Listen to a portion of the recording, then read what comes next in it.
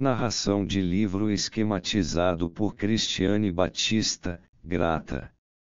Prefácio e contribuição ao livro de Moser, Spook, Irglaube oder Varglaube. Jung. A autora solicitou-me algumas palavras introdutórias a seu livro. Atendi com grande satisfação, ainda mais que seu livro anterior sobre ocultismo, escrito com muita cautela e conhecimento do assunto, está bem vivo em minha memória. Saúdo o aparecimento desse livro, que traz uma coletânea ricamente documentada de fatos parapsicológicos, como um enriquecimento valioso da literatura psicológica em geral. Histórias estranhas e misteriosas nem sempre são mentiras e fantasmagorias. Os séculos precedentes conheceram histórias engenhosas, curiosas e edificantes, entre as quais havia observações cuja validade científica ficou comprovada. A descrição psicológica moderna do homem como uma totalidade teve seus precursores nas numerosas narrativas biográficas de pessoas incomuns como sonâmbulos e outros semelhantes nos inícios do século XIX. Devemos a descoberta do inconsciente a essas observações antigas e pré-científicas. No tocante às pesquisas dos fenômenos parapsicológicos estamos ainda bem no começo. Não conhecemos ainda a amplidão do campo a ser considerado. Por isso a coletânea de observações e de material bastante confiável é um serviço valioso. O colecionador deve ter muita coragem e firme propósito de não deixar-se intimidar pelas dificuldades, deficiências e possibilidades de erros que rondam semelhante empreendimento. Também o leitor deve munir-se de bastante interesse e paciência para deixar que atue sobre ele objetivamente e sem preconceitos este material às vezes desconcertante. Nesta região ampla e nebulosa, onde tudo parece possível e nada digno de fé, a gente mesmo precisa ter observado, lido e ouvido muitas coisas estranhas e, se possível, testado muitas histórias pelo exame de suas testemunhas, para chegar a um julgamento mais ou menos seguro. Apesar de certos progressos, como a fundação da Society for Psychical Research americana e inglesa e da existência de uma literatura considerável e, em parte, bem documentada, predomina ainda, e sobretudo nos círculos mais bem informados, um preconceito e uma desconfiança, apenas em parte justificados, contra semelhantes relatos. Parece que Kant tinha razão quando escreveu há 2 séculos, histórias desse tipo terão sempre apenas crentes secretos, porque publicamente são rejeitadas pela moda dominante da descrença. Ele mesmo reserva seu julgamento com as seguintes palavras: a mesma ignorância me torna corajoso a ponto de negar absolutamente a verdade das mais diversas histórias espíritas, mas com a restrição comum, ainda que maravilhosa, de que duvidando de cada uma delas ainda tenho certa fé nelas todas em conjunto. Seria desejável que muitos de nossos preconceitos adotassem esta sábia atitude de um grande pensador. Tenho razões para afirmar que isto dificilmente acontecerá, pois o preconceito racionalista se funda Lucas Anônimo sendo não na razão mas em algo muito mais profundo e mais arcaico, ou seja, num instinto primitivo ao qual Goethe se refere no Fausto ao dizer: não convoque a multidão bem conhecida. Tive certa vez a feliz oportunidade de observar este efeito ao vivo numa tribo do Monte Elgon. Poucas pessoas dessa tribo haviam tido contato com os brancos. Durante uma tentativa de conversa, pronunciei sem querer a palavra Seleutene, que significa espíritos. Houve um silêncio mortal na Assembleia dos Homens.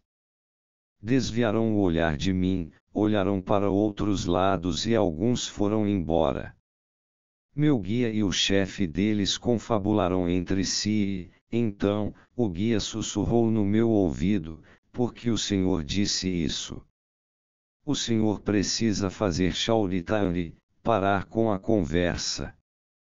Com isso aprendi que não se deve mencionar em voz alta os espíritos em hipótese alguma. Este medo primitivo dos espíritos está ainda em nossos membros, mas inconscientemente. O racionalismo e a superstição são complementares. De acordo com a regra psicológica, a sombra fica mais forte quando há luz, isto é, quanto mais racionalista for a consciência, tanto mais vivo se torna o mundo de fantasmas do inconsciente. É óbvio que a racionalidade é, em grande parte, uma defesa apotropaica contra a superstição inevitável e sempre presente. O mundo demoníaco dos primitivos está apenas algumas gerações distante de nós, e as coisas que aconteceram e ainda acontecem nos estados ditatoriais ensinaram e ensinam que as coisas inaudíveis estão horrivelmente perto de nós. Eu lembro a mim mesmo sempre de novo que a última bruxa foi queimada no ano do nascimento de meu avô. O preconceito dominante em muitos lugares contra os relatos de acontecimentos narrados nesse livro apresenta todos os sintomas do medo primitivo dos espíritos. Mesmo pessoas cultas, que poderiam saber melhor das coisas, usam às vezes de argumentos os mais insensatos, tornam-se ilógicas e negam o testemunho de seus próprios sentidos.